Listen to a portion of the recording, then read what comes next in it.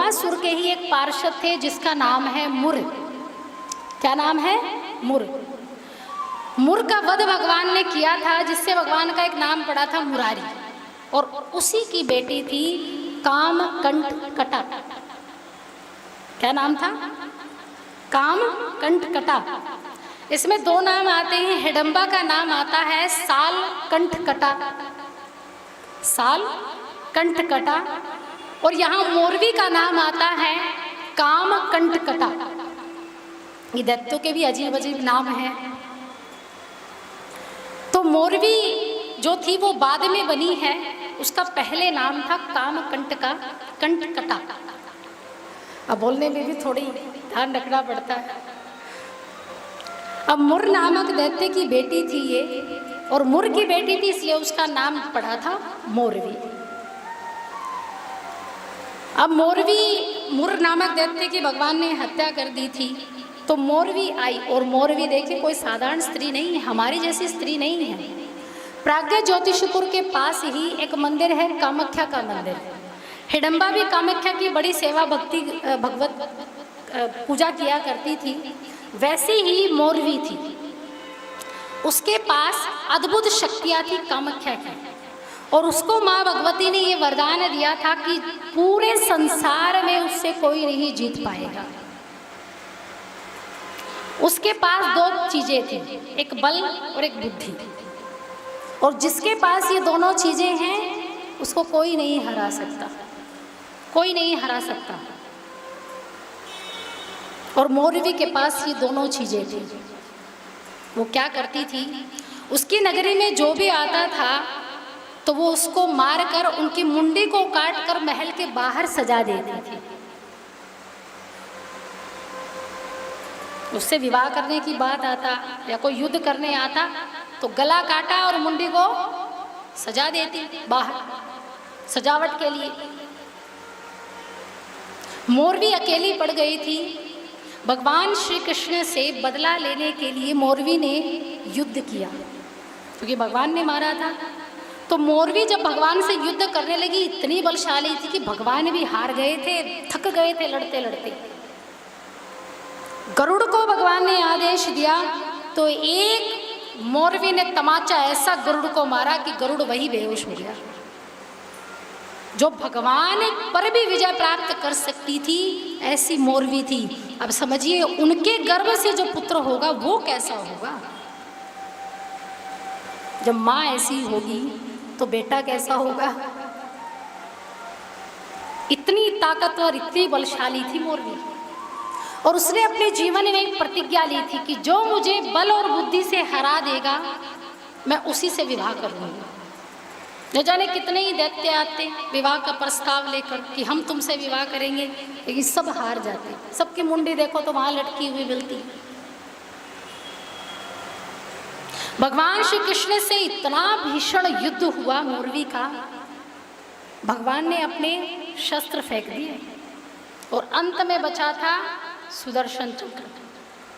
अब भगवान को लगा कि अगर मुझे इससे जीतना है तो ये अमोघ वस्त्र चलाना ही चलाना पड़ेगा। और जैसे ही भगवान ने सुदर्शन चक्र निकालकर मोरवी पर छोड़ना चाहा, उसी समय कामाख्या देवी प्रकट हो जाती। बोलिए कामाख्या देवी की। माँ कामाख्या देवी प्रकट हुई और हाथ जोड़कर भगवान के सामने खड़ी हो गई और भगवान को कहा कि प्रभु ये सुदर्शन चक्र मत चलाइए। भगवान ने कहा देखो तो इसकी इतनी हिम्मत कि एक नारायण यानी साक्षात परमपिता परमेश्वर पर प्रहार कर रही। कामाख्या ने कहा प्रभु ये मेरा ही तपस्या का फल है, इसने मेरी इतनी तपस्या की है कि मुझे ये अमोघ शस्त्र, ये अमोघ, इसको अजय वरदान देना ही पड़ा, तो कैसे हराया जाए। तो माँ कामाख्या ने भगवान श्री कृष्ण से कहा कि प्रभु आपको हराने की जरूरत नहीं है। तब कामाख्या ने भगवान से कहा कि प्रभु आपके ही वंश में इसी के गर्भ से ही एक महान पुत्र पैदा होगा जो कलयुग में घर घर पूजा जाएगा। आपको छोड़ना ही होगा, इसे क्षमा करना ही होगा। अगर आपने इसे मार दिया तो मैंने जो इसे वरदान दिया है वो झूठा हो जाएगा, तो फिर मुझ पर कौन विश्वास करेगा। भगवान ने कहा ठीक है। तब वही कामाख्या देवी मोरवी को समझाती है कि मोरवी, ये कोई साधारण व्यक्ति नहीं है, ये साक्षात ब्रह्म है, तुम इन्हें क्षमा करो।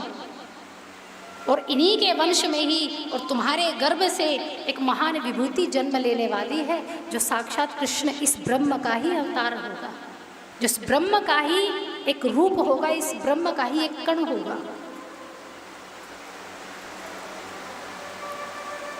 तब उसी समय मोरवी उस युद्ध को रोक देती है और भगवान से क्षमा मांगती है। भगवान चले जाते हैं। घटोत्कच आए थे मिलने के लिए, सबसे मिल रहे हैं। जब सबसे मिल रहे थे तो उसी समय भगवान युधिष्ठिर जी ने कहा कि अब घटोत्कच बड़ा हो गया है तो इसके विवाह की भी चिंता हो रही है, तो कोई कन्या ऐसी हो कि इसका विवाह हो जाए। तब भगवान श्री कृष्ण के मन में नाम आता है मोरवी, कि मोरवी के अलावा अन्य कोई ऐसी स्त्री नहीं है जो घटोत्कच के योग्य हो।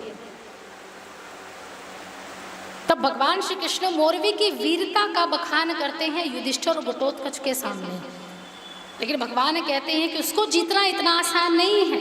घटोत्कच ने कहा क्यों, ऐसा क्या है?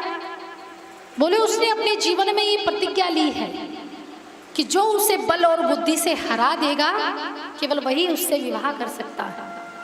घटोत्कच में ये दोनों चीजें थी, बल अपने पिता का था और बुद्धि अपनी माता हिडंबा की थी। बल भीम का और बुद्धि हिडंबा की, दोनों थे। घटोत्कच ने कहा कि पिताजी आप चिंता मत कीजिए, मैं उसे जीत कर लाऊंगा। तब घटोत्कच मोरवी का वर्णन करने के लिए महल के बाहर जाते हैं और महल के बाहर मोरवी की एक दासी थी जिसका नाम है शंकर पावड़ा। क्या नाम है? शंकर पावड़ा। वो शंकर पावड़ा जैसे ही घटोत्कच को देखती है कहती है कि क्या करने आए हो? बोले अपनी रानी को बोलो हम उससे विवाह करने आए हैं। शंकर पावड़ा बड़ी जोर जोर से हंसने लगी। बोले जरा ऊपर नजर तो उठाकर देखो, देखो तो सही कितनी मुंडियां लटकी पड़ी है, तुम्हारी भी यही हालत होगी, जैसे आए हो वैसे उल्टे पांव सीधे चले जाओ। घटोत्कच ने कहा मैं यहाँ से जाऊंगा तो मोरवी का वर्ण करके ही जाऊंगा, जाओ अपनी रानी से कह दो कि वो मेरे सामने आए। शंकर पावड़ा दौड़ी दौड़ी अपनी रानी के पास गई, मोरवी के पास गई और मोरवी के सामने कहा कि रानी जी कोई बलशाली व्यक्ति आया है, वीर पुरुष आया है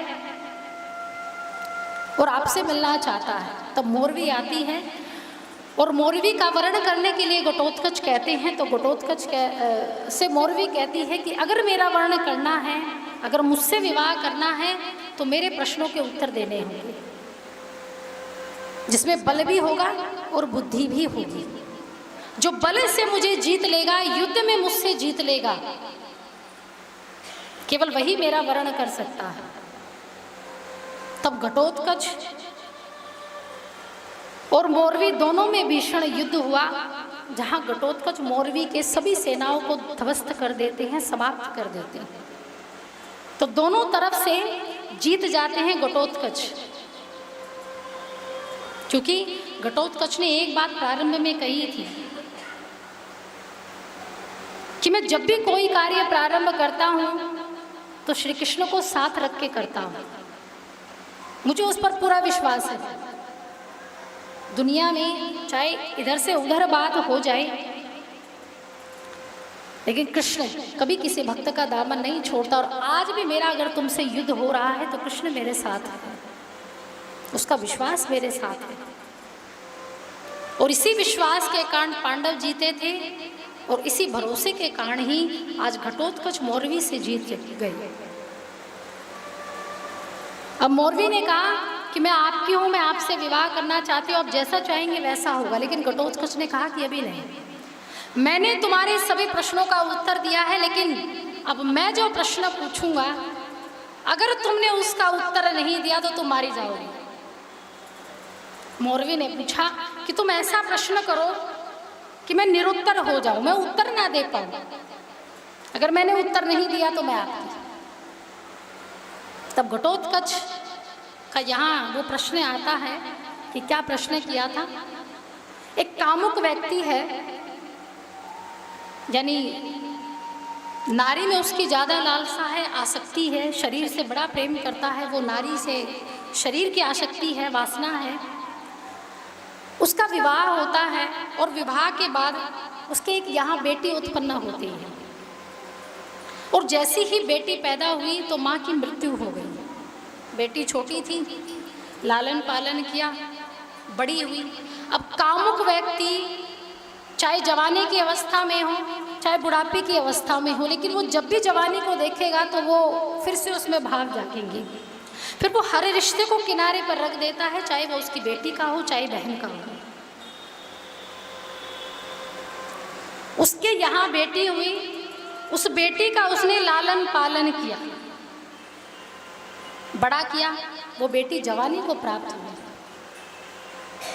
बेटी के अंग प्रत्यंग को उस व्यक्ति ने देखा तो कामुक हो गया और अपनी बेटी से एक दिन कहा कि मैं तुमसे विवाह करना चाहता हूँ, मैं तुम्हारा पति बनना चाहता हूँ।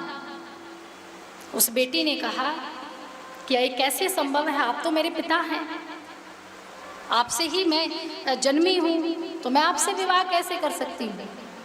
लेकिन उस व्यक्ति ने कहा कि मैंने तुम्हें जन्म नहीं दिया है, बाल्यकाल से मैंने तुम्हें केवल पाला है, मैं तो तुम्हें कहीं और से लेकर आया था, तुम मेरी पुत्री नहीं है।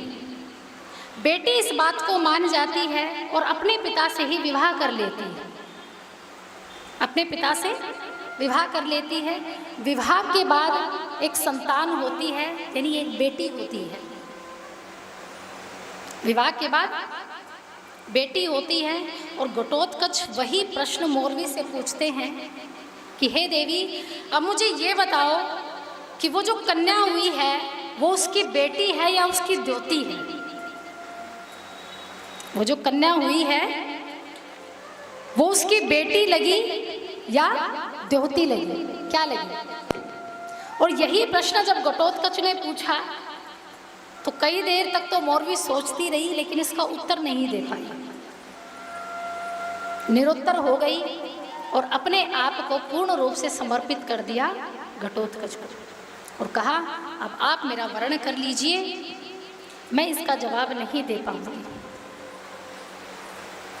तब घटोत्कच ने मोरवी से विवाह किया था। ऐसे बलशाली और बुद्धिमान थे घटोत्कच महाराज। तो घटोत्कच की ही मोरवी ने जब कहा कि अब आप यही मुझसे विवाह कर लीजिए, तब घटोत्कच ने कहा नहीं, मैं विवाह करूंगा तो अपने परिवार की सहमति से करूंगा। मेरे पिता अगर मेरी माता इसके लिए तैयार होगी तो मैं विवाह करने के लिए तैयार हूँ। तब घटोत्कच मोरवी को अब मोरवी पता लग गया कौन है, मुर नामक दैत्य की बेटी है मोरवी, और उसी को लेकर जाते हैं और वहाँ जाकर बड़ी धूमधाम से मोरवी का विवाह कर दिया जाता है घटोत्कच से।